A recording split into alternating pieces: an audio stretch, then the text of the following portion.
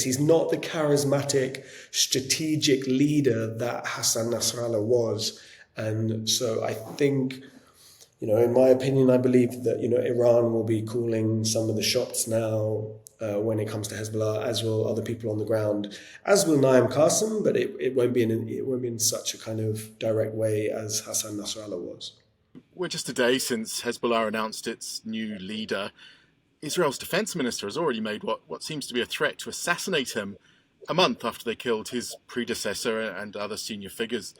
What's been the response to that, and is this what the future looks like for Hezbollah now? Yes, as you say, he was elected yesterday, that Naim Qassem is the new head of Hezbollah, the new Secretary General. And very quickly after that, Defense Minister Yoav Gallant, he, put this tweet out saying it's a temporary position, he's not going to be long in the job. I think Israel have decided that anyone in Hezbollah, anyone in Hamas, anyone affiliated with these organizations is a legitimate target and is a target. And I think Naim Qassem will very much be now on the assassination list. He is currently underground somewhere. No one knows his whereabouts. There are reports that he may be in Iran. He would have possibly left on a flight out with the Iranian foreign minister. There are also reports that he's still here in Lebanon. I'm not entirely sure why he would be in Iran. I don't know if that's any safer than Lebanon. As we know, Ismail Haniyeh, the head of Hamas, he was assassinated in Iran. So I don't think Iran's any safer than here. But I think, until there is a ceasefire and as long as this conflict goes on, I think this is what the future looks like for the upper echelon of Hezbollah. Tell me about Naim Qassem. Who is he? And does he give us a sense there's a change in how Hezbollah might operate or its goals?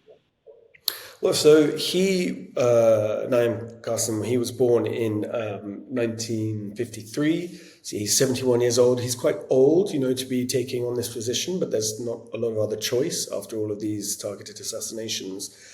He started out his kind of political career, let's say, with the Amal movement, which is another Shia political party. It's another political and militant group, a bit like Hezbollah, but it was around before Hezbollah. And then during the Iranian Revolution in 1979, Qassem decided he actually stepped away from the Amal movement, and he was part of these talks that brought Hezbollah into being in 1982, I believe.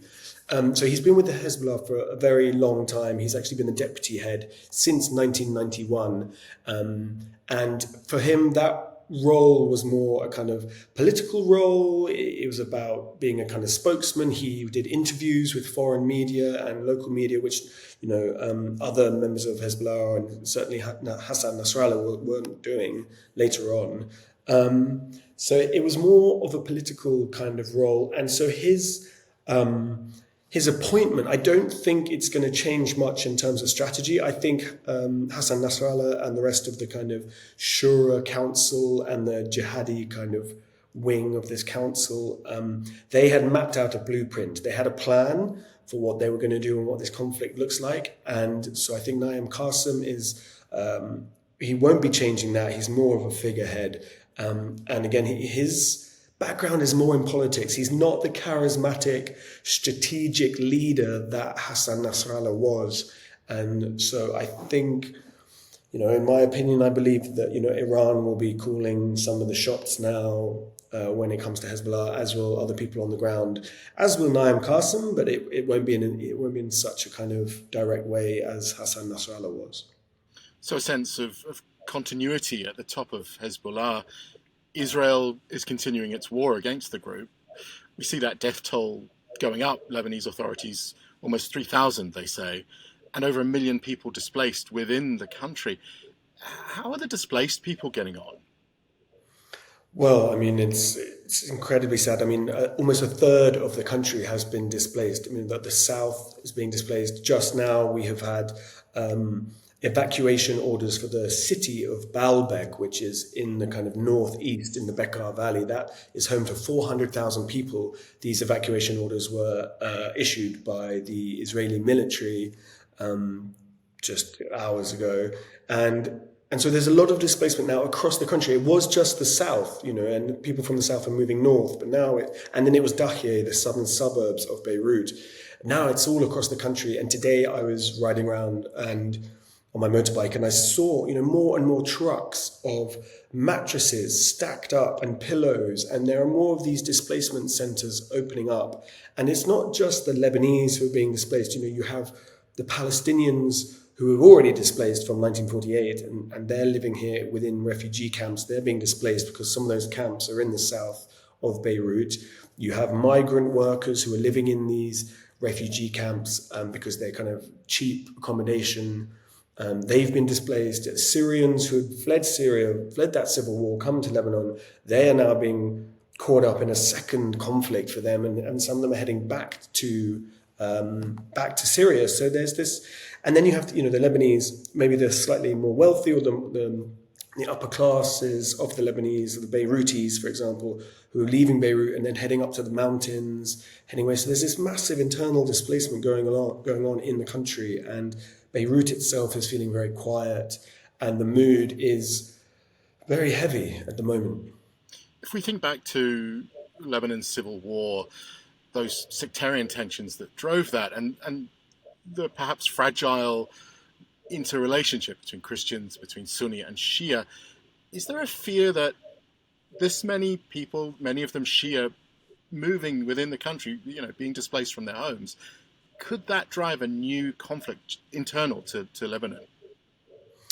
I think that's a very big fear at the moment for everyone. At the moment, it doesn't feel too tense on that front. For example, the Christian political parties like the Lebanese Forces, who are not the armed forces. That's just the name of this political party, the Lebanese Forces.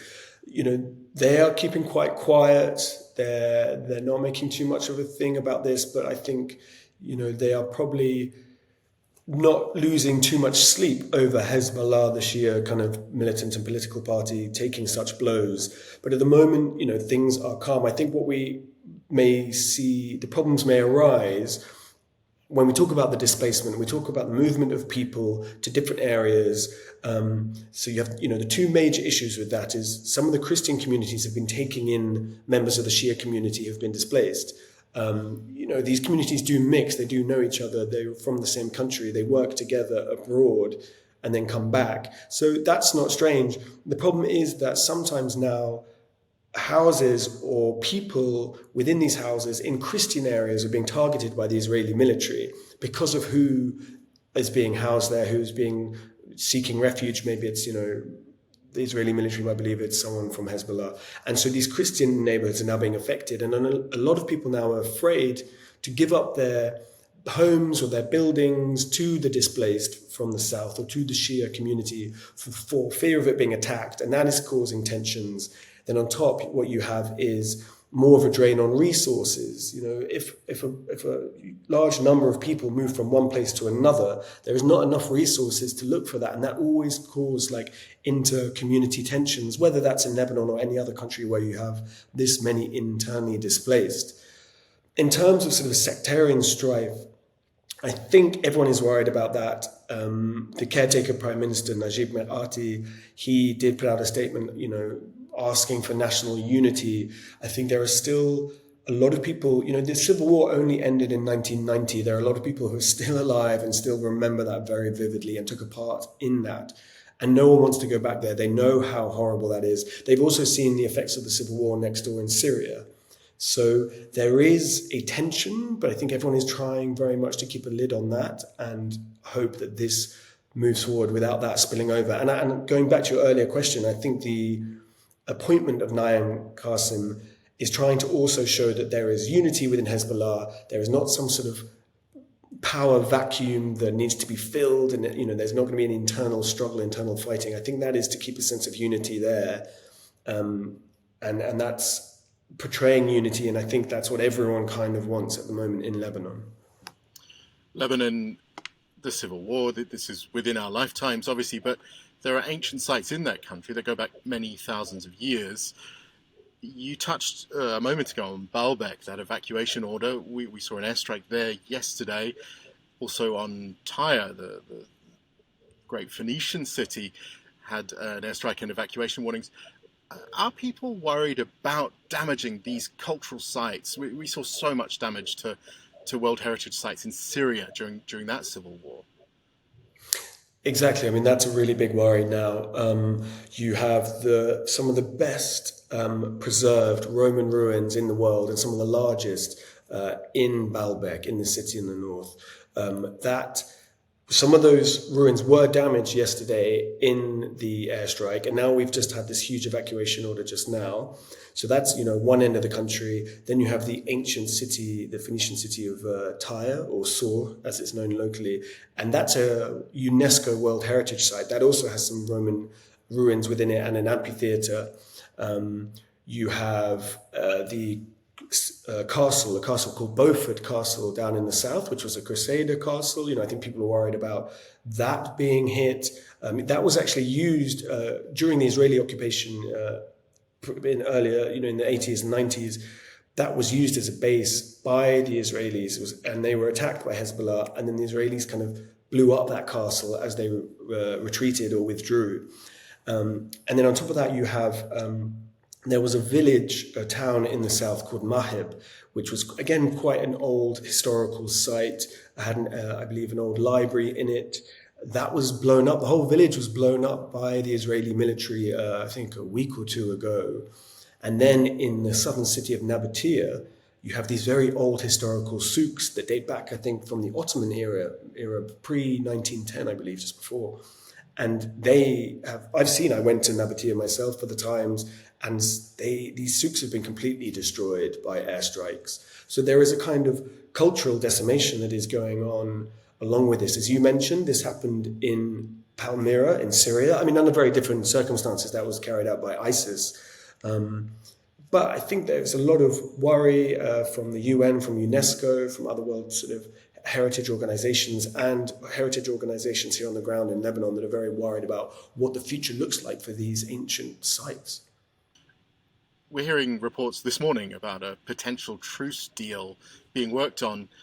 Tell me what you're hearing about that, and is this a silver bullet to fix Lebanon, or something quite different? I wish it was a silver bullet. I think so. Amos Hochstein is the US envoy to Lebanon. He's been trying to work on negotiations here. Now, Hochstein and Brett McGurk, the US presidential advisor, they're meant to land in Israel, I believe, tomorrow. They are putting forward this plan of a 60-day truce. And what they're hoping, and I think Nabi Berri, who is the Speaker of Parliament here in Lebanon, who is kind of the interlocutor, the go-between between Hezbollah and Amos Hochstein and the Americans. There has been some soundings that Hezbollah is prepared to maybe talk about a ceasefire deal, which doesn't necessarily have to be linked to Gaza. Now, that's still not clear, but what I understand is that this 60-day ceasefire plan is being put on the table to the Israelis, hopefully in the next few days. And what that will mean is that a pause in the fighting and then the implementation of UN Resolution 1701, not to get too inside baseball, but this is what a lot of the peace talks and the ceasefire hinges on, this UN resolution, which would see Hezbollah move north above the Litani River, away from that disputed border between Israel and Lebanon. It would see Israel perhaps give back some disputed land and villages, and it would see a more robust presence of UNIFIL, the UN peacekeepers who have been patrolling those borders for years. And it would also, what they're hoping for is a more robust Lebanese army. I think the government has been in Paris trying to secure funding for the army. They're going to have a recruitment drive. And what they want is, less Hezbollah presence, Israelis away from Lebanese territory, and more kind of UN peacekeepers and the Lebanese armed forces keeping peace and controlling that southern border. Now, this is going to be hard to implement. It was meant to have been implemented in after 2000 and 2006, but that it hasn't really been done. And so the Israelis what they want is some sort of caveats where they can really get this implemented. They can, do some airstrikes if they feel they need to. Now, the Lebanese are never going to agree to that. So this is the beginning of a peace process, and 1701, this resolution really hinges on that moving forward. But people have been talking about that for a while, and nothing has materialized yet. So fingers are very much crossed here. I'm hoping that this works, but it's hard to say right now.